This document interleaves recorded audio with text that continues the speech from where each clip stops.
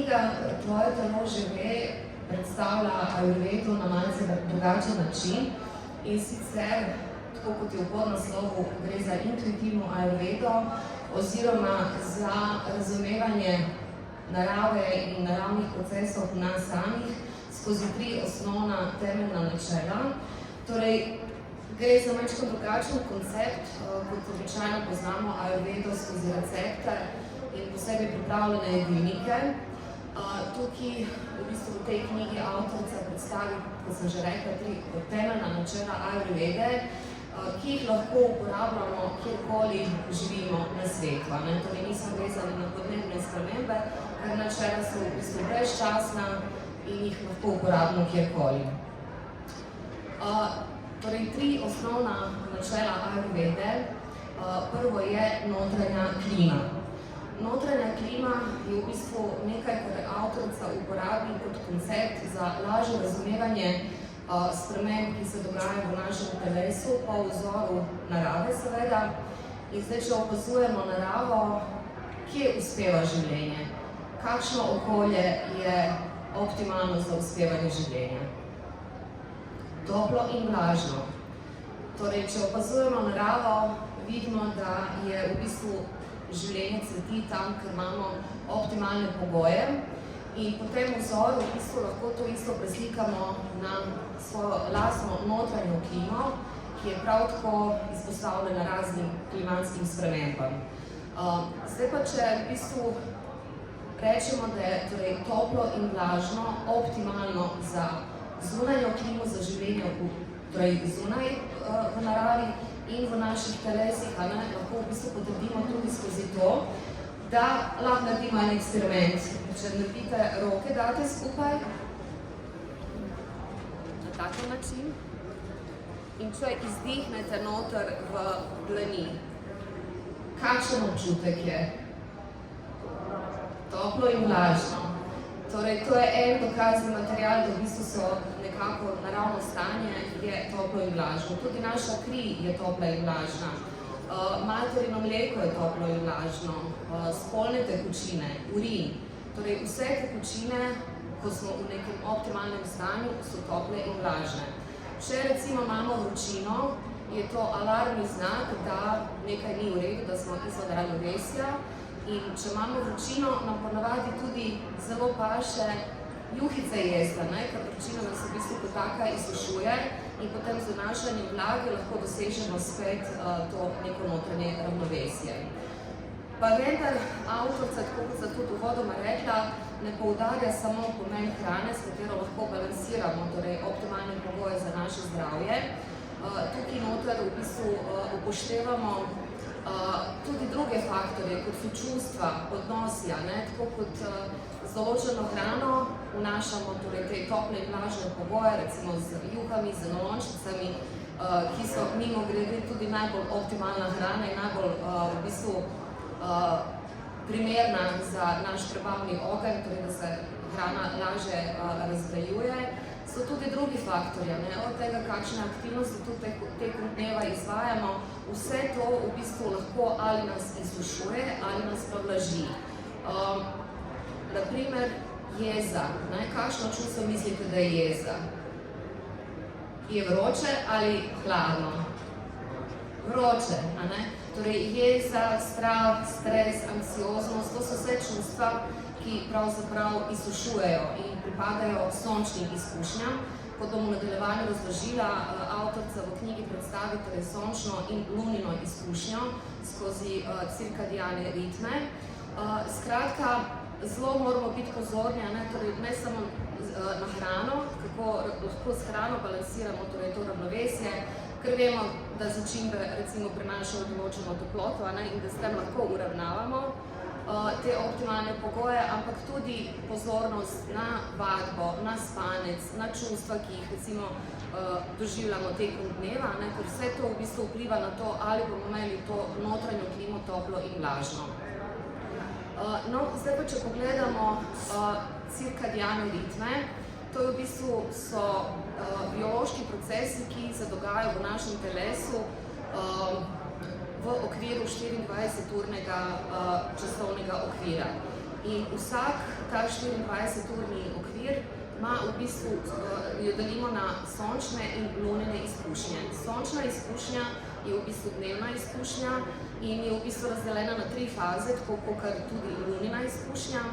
In glede na to, da smo dnevna bitja, nismo nočne ptice, to ne obstaja, razen če nismo sove. Torej, dnevna bitja se prehranjujejo tekom dneva. To je v bistvu že ta neka osnovna naravna logika. In če pogledamo zdaj te 3 faze sončne izkušnje, prva faza poteka od 6. ure do 10. ure zjutraj. Takrat v bistvu se mi začnemo šele prebujati in tudi če pogledamo sonce, recimo sonce takrat v tem času, če predpostavimo, da je takrat sončni vzhod ob 6. zjutraj, ponavadi, če živimo, ko se spreminjajo letni časi, pa če živimo na drugem koncu sveta, je lahko tlele kakšen zamik, ampak v skladu tem potem zamikamo tudi vse ostale te cikle, ki se dogajajo v tem cirkadianem ritmu. Torej od 6 do 10, ko sonce vzide, takrat v bistvu sonce še ni v polni snagi in ni še toliko vroče. Takrat se zemlja šele segreva in tudi po tem vzoru naš prebavni ogenj se takrat v bistvu šele začne prebujati. Vemo, da ko se zbudimo zjutraj, smo precej okorni, togi, se težje v bistvu premikamo in rabimo nekaj časa, da zalaufamo. Torej, recimo vadba v tem času, seveda zelo na meji zmogljivosti, ne pretirana vadba, lahko pospeši prebujanje prebavnega ognja. Prebavni ogenj Ani je pa v bistvu, to so naše telesni sokovi, ki spodbujajo prebavo. In telovadba recimo v tem časovnem okviru lahko pospeši delovanje našega prebavnega ognja. Ampak to ni čas, torej, ko gremo zajtrkovati, kot ponavadi mislimo. In tukaj tudi en mit razvijamo, da je zajtrk kralj obrokov. Namreč takrat, ko se prebavni ogenj prebuja, če se preveč najemo za zajtrk, ga v bistvu ugasnemo. Torej, zajtrk naj bi bil lahek z dodanimi maščobami, lažje prebavljiv, da v bistvu samo vpliva in spodbudi prebavni ogenj, da v popolnosti razvije svoje tekočine oziroma prebavne tekočine. Tako da v bistvu idealno bi bilo, da zajtrk imamo ob 10. In takrat smo pa že v drugem ciklu tega ritma, torej od 10 do 2. Takrat v bistvu pa sonce tu doseže to točko vrhunca, takrat je tudi tekom dneva najbolj vroče in takrat v bistvu tudi naš prebavni ogenj najbolje deluje. Torej, če imamo zajtrk od 10, tak lažji, se ta prebavni ogenj razvije do ure 14, ko je pa že čas primeren za kosilo. In takrat, ko je prebavni ogenj na vrhuncu, takrat v bistvu lahko tudi največ pojemo. In si privoščimo vse tisto, kar v bistvu smo si želeli še za zajtrk privoščiti. Takrat res lahko si damo duška. Čeprav priporočljivo je, da če že več pojemo, da jemo isto vrsto hrane, ne pa da mešamo, ker se drugače prebavlja. Torej, v tem obdobju, v tem ciklu smo tudi najbolj produktivni, lahko v bistvu različne umske in fizične aktivnosti izvajamo, ker takrat v bistvu res smo tudi mi v polni moči. In potem tretja faza te sončne izkušnje je med 2. in 18. uro, torej po tem kosilu, in ko sonce počasi zahaja, se tudi v bistvu naša energija spušča, prebavni ogenj se umirja, ponavadi tako po kosilu nekje začutimo tudi zehanje, pogosto posežemo po kavi, da v bistvu umetno prebudimo svoj notranji ogenj, ampak pravzaprav to niti ni tako dober, v bistvu sploh ni dober, ker dokler nismo izumili, oziroma to posredstvo, dokler ni izumil žarnice, je v bistvu smo bili veliko bolj usklajeni z naravnimi ritmi, ker takrat, ko je bil dan, smo pač bili aktivni, ko se je spustila noč, smo šli pač počivati oziroma smo se pripravljali za spanec. Danes pač z žarnicami, z umetno razsvetljavo podaljšujemo dan in v bistvu na ta način res zelo odmikamo od tega naravnega ravnovesja, ker kot sem rekla, mi smo dnevna bitja in ne pa nočna bitja. Tako da v bistvu bi mogli tudi mi z pojavom teme počasi opuščati aktivnosti, se umirjati. Takrat sploh ni zaželeno, da izvajamo neke zelo zahtevne vadbe ali pa ne vem, neke mentalne aktivnosti tudi, ne? Ampak v tem obdobju recimo je zelo fajn, da gremo na kakšen sprehod, poslušamo kakšno glasbo, meditiramo, skratka se umirjamo in seveda stran od ekranov, ki se zdi skoraj nemogoče v današnjem času. No in potem po 6. uri prihaja pa ta nočna izkušnja oziroma lunina izkušnja, ki je ravno tako razdeljena na 3 faze. Prva faza je torej od 18. do 22. ure. V tem času v bistvu bi bilo idealno, če sploh ne bi jedli, ampak če pa že, potem si privoščimo lažjo malico, ne pa obilno večerjo. In to v bistvu naj bi bilo tam nekje do 6:30 zvečer najkasneje. Če se zgodi, da tudi po tem času začutimo lakoto in da potrebujemo spet nekaj pojesti, potem si privoščimo zlato mleko, kakao ali nekaj takega, kar nam da občutek sitosti. Po drugi strani pa ne obremeni prebave, kar je zelo pomembno, ker ravno takrat v drugi fazi lunine izkušnje, ki nastopi potem od 10 do 2 zjutraj, je pa idealen čas za obnovo in regeneracijo telesa. Torej, če mi preveč pojemo v tem času, potem v bistvu telo se ukvarja s presnavljanjem prehrane in v bistvu ne more upravljati osnovne funkcije, ki je v bistvu ena najbolj pomembnih funkcij našega telesa, to je pa regeneracija in obnova v tem času od 10 do 2. Verjetno ste tudi sami kdaj opazili, da če greste spat ob 10, se zjutraj zbudite polni moči, niste utrujeni, čisto drugačen dan poteka, če pa gremo kasneje spat, se pa potem čisto zgodba spremeni. Zdaj, v skladu z letnimi časi, ko se ure premikajo, lahko tudi zamaknemo, recimo, ne vem, lahko gremo poleti malo kasneje spat, ampak to ni mišljeno zdaj ob 2 zjutraj, ampak ne vem, ob 11 recimo, ali pa tudi ob 11:30. Lahko to prilagodimo in potem za ta čas, v bistvu, kakor smo šli kasneje spat, lahko zjutraj tudi dlje spimo, ampak velja pa pravilo, da dlje ko spimo zjutraj, bolj smo upočasnjeni, bolj se nam te procese drugače odvijajo, tako da je zelo fajn res spremljati sonce. Takrat, ko vzide sonce, takrat je najboljše, da se zbudimo in štartamo v dan. Torej, to so te izkušnje lunine in sončne, ki se v bistvu izmenjujejo in predstavljajo ta naravno biološko uro, ki nam zagotavlja v bistvu to ravnovesje, ne da bi mogli, ne vem, kaj ekstra početi, ampak čisto naraven način. In potem tretje pravilo oziroma načelo, ki je predstavljeno v knjigi, so pa faze življenja. Rast, preobrazba in potem upad oziroma propad. Torej, tako kot sonce vzide, doseže vrhunec, potem zaide, tako tudi mi gremo skozi faze, torej vsi gremo skozi to fazo rasti, preobrazbe in smrti. Spoštovanje smrti je pravzaprav spoštovanje življenja in obratno. In tukaj v bistvu velja ena izjema. V času rasti, takrat imamo največ energije, takrat v bistvu tudi najbolj odkrivamo svet, najbolj smo odprti za nove izkušnje, potem v času preobrazbe smo v bistvu mladostniki, ki imajo že sposobnost reprodukcije in tudi integracije znanja in izkušenj, ki smo jih do takrat v bistvu usvojili.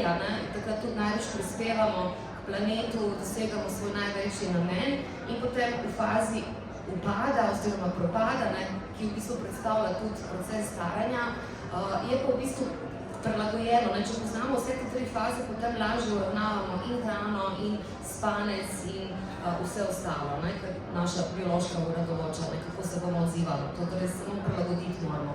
No, in tukaj pri tej fazi upada velja v bistvu ena izjema, namreč to fazo staranja lahko ustavimo, če delamo na sebi, torej duhovna praksa je tista, ki lahko zelo podaljša ta proces našega razpada oziroma poti proti smrti. Tako da lahko potem se tukaj igramo. Bolj ko delamo na sebi, tle živimo, bolj smo mladostni in ohranjamo dolgoživost. To so v bistvu pač te neke osnovne smernice in tako kot sem rekla tudi, ni samo prehrana tista, ki uravnavamo našo notranjo klimo, če prepoznamo, da smo izsušeni, da imamo vročino, ni samo hrana tista, ampak tudi čustva. tako kot smo gotovili, občutek jeze, je nekaj, kar je vročega, kar nas izsušuje. Potem, če smo recimo sploh nagnjeni k tem čustvom, ki so bolj vroča, potem lahko to uravnovesimo s prakticiranjem čustev, kot so hvaležnost, ljubezen, sočutje. To so vse v bistvu topla čustva. In tudi objem je v bistvu tudi prinaša toploto. Vemo, da smo naravno nagnjeni v bistvu k toplim ljudem. To je tisto, kar nas naravno privlači in v bistvu to je ta naravna logika vzpostavljanja optimalnih pogojev. Zdaj, obstaja zelo veliko načinov, oziroma orodij, kako lahko se soočamo z temi stanji, ki se nam dogajajo, ali smo izven ravnovesja ali ne. In ta orodja v bistvu lahko razdelimo na preventivna orodja, ki nam zagotavljajo v bistvu to ravnovesje, ne da bi padli, pa potem ga morali uravnavati nazaj. In to so seveda joga, šport, meditacije, poslušanje glasbe, sprehodi, to je vse te prakse nam omogočajo zadržati ravnovesje. So pa pol tudi orodja, ki nam pomagajo se direktno soočati z neko vrsto napetosti, anksioznosti, stresa, karkoli v določenem trenutku. In tukaj v bistvu imamo tudi kar nekaj tehnik, ki so predstavljene v knjigi. Med njimi je tudi tehnika mrmranja, ki jo bomo v nadaljevanju preizkusili. In vse te tehnike nam v bistvu omogočajo, da zelo hitro povrnemo ravnovesje, če seveda se naučimo poslušati in spremljati odzive telesa in znati prepoznavati stanje, v katerih se nahajamo. Potem bomo znali hitro preklopiti in uporabiti neko tehnik, da bi zagotovili ravnovesje.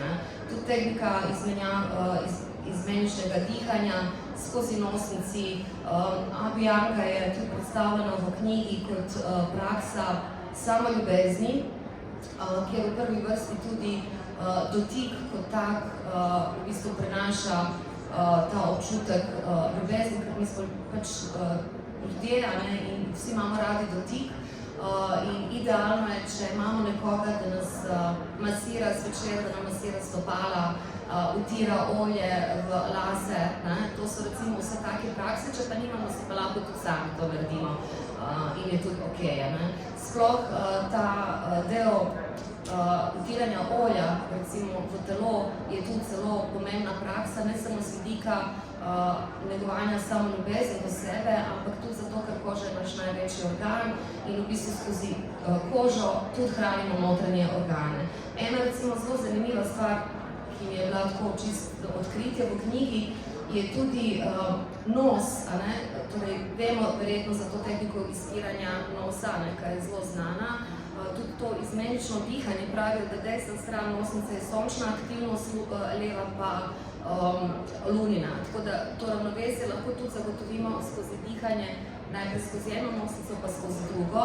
Ker je pa nos najhitrejša pot do možganov, je danes recimo znanstveniki tudi iščejo način, kako določeno zdravilo dozirati skozi nos, ker je v bistvu najhitreje pride do možganov.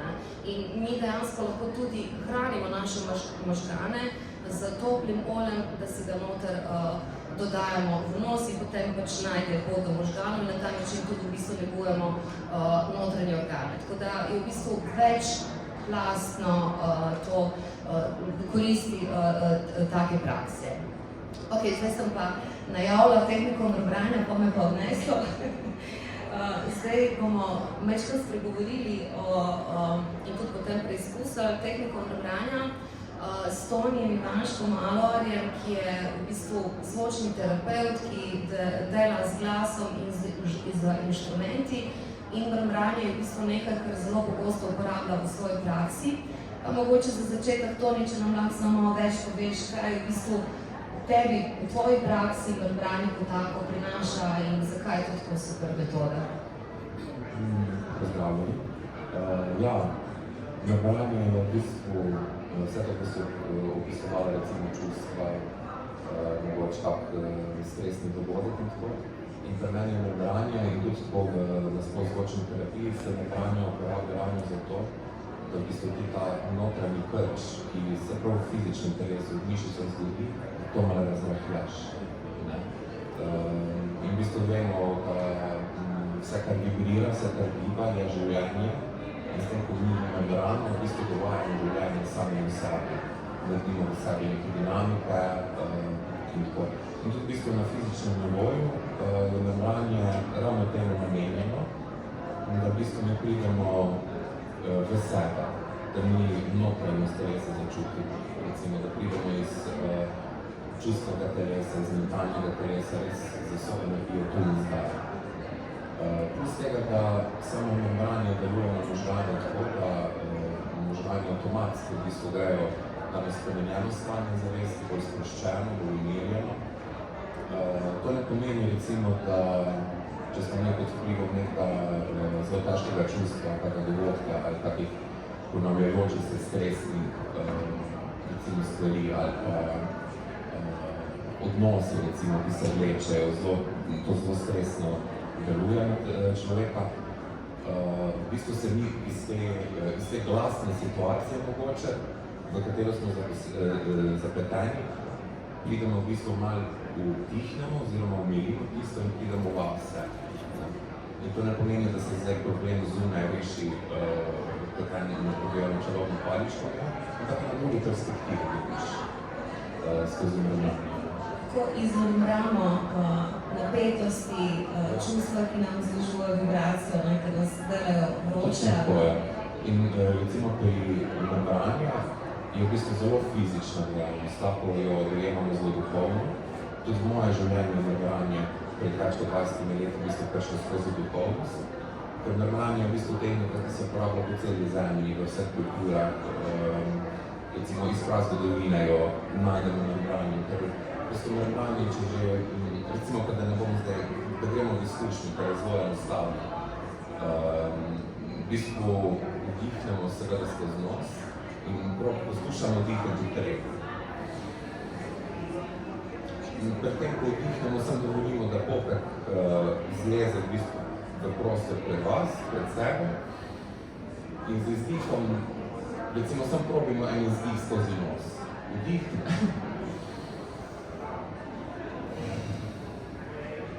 Še enkrat. In vedno, ko vdihnemo, ta vdih rahlo zadržimo. In to je en tak prijeten vdih, lahko je tudi poln vdih, zato ker, kot si prej omenila, je recimo nos najhitrejša povezava do možgana. In možgani so v bistvu, različni deli možganov so kot eni, bom zelo poenostavljeno, so kot ene vibracije sestavljene na celoto in kje najbolj možgani vibrira, tam bo šla zares. In potem je v bistvu se lahko ena misel ali pa nekaj, s čimer se v sebi ukvarjamo, postane tudi del naše realnosti, da to nosimo v telesu. In zatem, če tako globoko sam dihamo, v bistvu dobimo eno distanco do tega. No in zdaj temu dihu, enostavno, sam dodamo v bistvu en tak zelo udoben, nizek,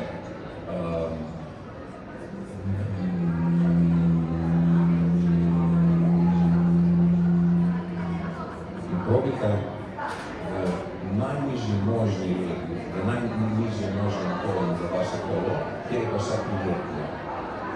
Pa bomo kljub temu, da je tukaj noter kar šunde, se kar prepustite temu membranju, pa gremo v izkušnjo. Bom jaz na glas, da me lahko sedite, ampak vseeno čutite sebe. Ker se tukaj pri membranju in pri terapevtski uporabi glasu nasploh se ne gre za to, kako mi zvenimo. Ker ko poslušamo, kako mi zvenimo, že sodimo, to so samega sebe. To so pa te najboljše sodbe, to so pa seme za to, da nas pa drugi obsojajo. In tukaj gremo, ne poslušamo glasu, ampak samo poslušamo čutiti membranje, vibracijo in M se izgovarja tu in se sam prepustite tukaj te vibracije. In globoko dihu popek.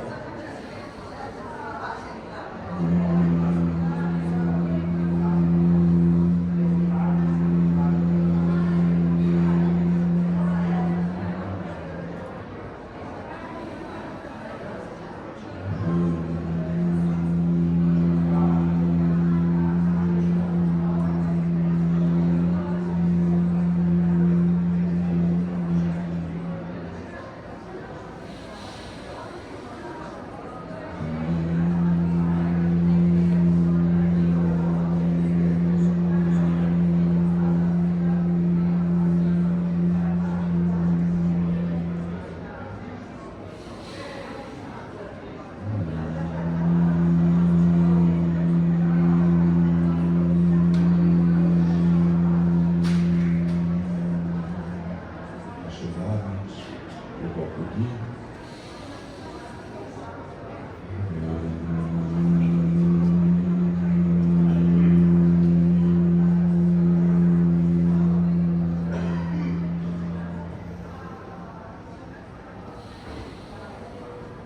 Še globoko dih, da zadržimo malo ta dih.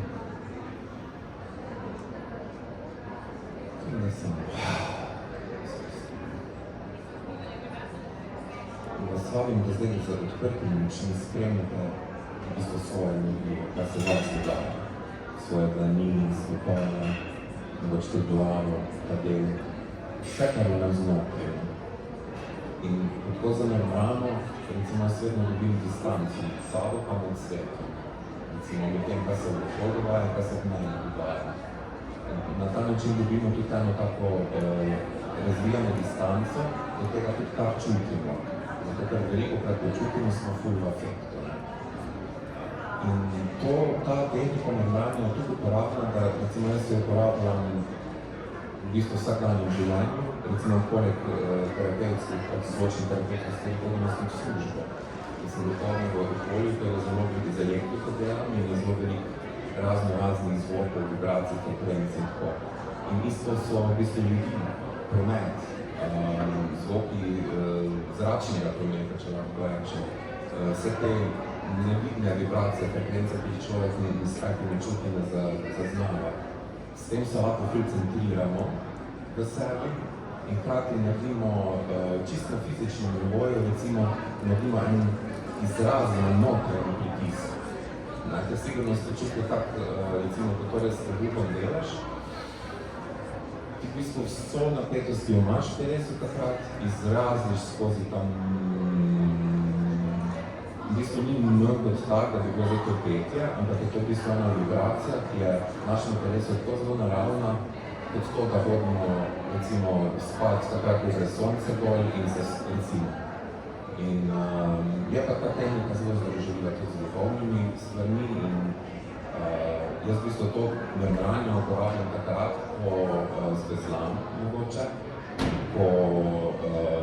Torej vsakodnevno. Ja. Hotela sem samo še dodati, da tako kot smo prej omenili, določena čustva vplivajo na našo notranjo klimo, ali nas izsušujejo, ali pa v bistvu stvarjajo optimalne pogoje.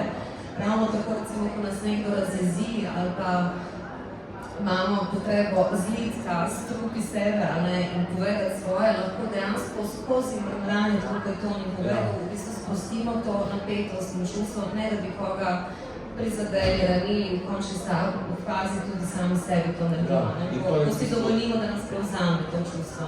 In to je v bistvu to, kar zaradi zelo močnih čustev, ki jih čutimo v sebi, pa tudi po določenih hrani človek posega, po določenih mislih, po določenih mogoče poživi, recimo. In ravno to je to membranje, te v eno subtilnost, v malo više občutke telesne trpelje. In zaradi tega je to zelo dober pripomoček in se pravi jezen. Imamo težke stvari za skomunicirati, mogoče ne jezne, ampak težke nasploh. Recimo je en tak globoko dih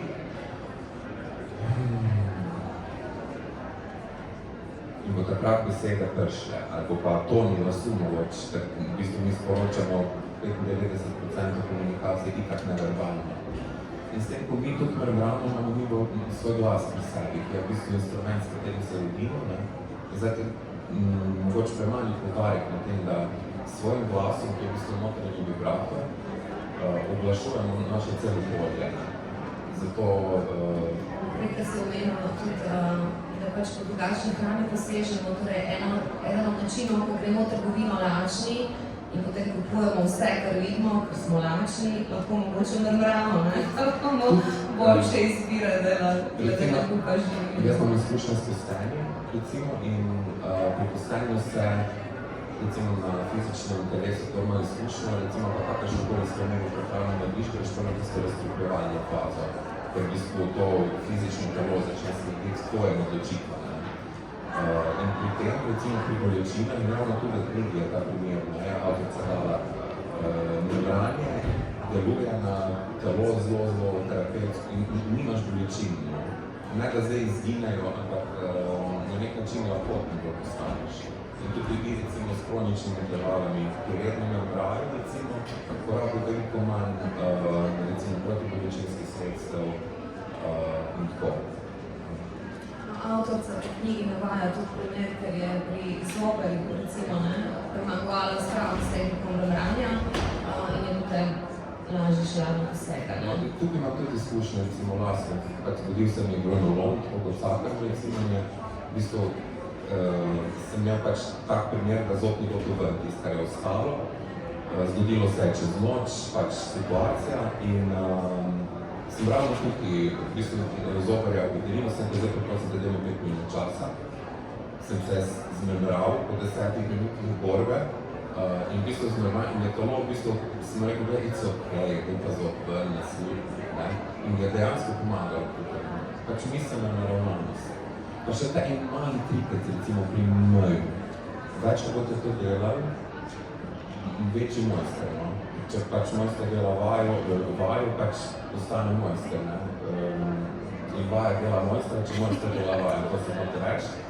In to se lahko pomagate, recimo s tem, da mogoče gledate malo nižji ton, da bo ta prstni del čutite, recimo, je ena enostavno.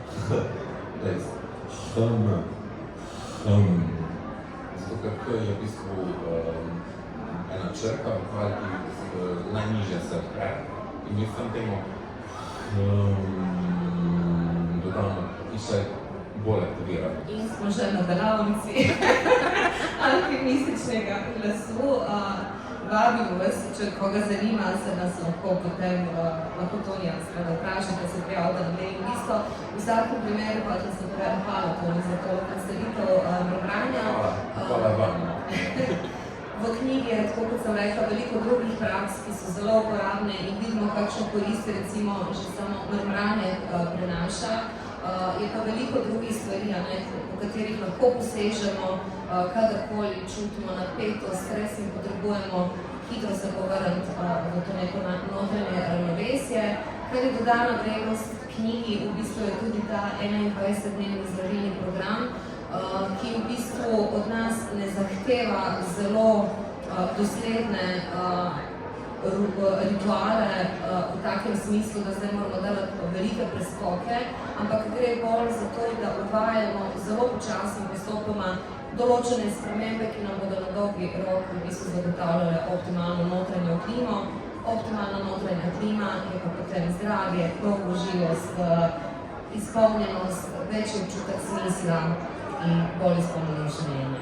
Knjiga ni klasična knjiga receptov, ponavadi Ayurvedo poznamo, bolj smo se ta priporočila, kaj najemo in kaj najemo, glede na doše, glede na življenjske sile, tukaj je bolj poudarek na razumevanju torej te modrosti Ayurvede skozi načela, ki so primerna ne glede na to, kje živimo in v kakšnih podnebnih pogojih živimo. Če razumemo to logiko, vedno lahko posežemo po živilih, ki rastejo normalno v našem okolju, da bi zagotovili torej optimalno stanje, o čustvih pa itaka. Vsi enako imamo čustva ljubezni, sočutja ali pa jeze in to je spet nekaj, kar lahko v bistvu opazujemo in preobražamo glede na to, v katerem stanju smo. Hvala lepa.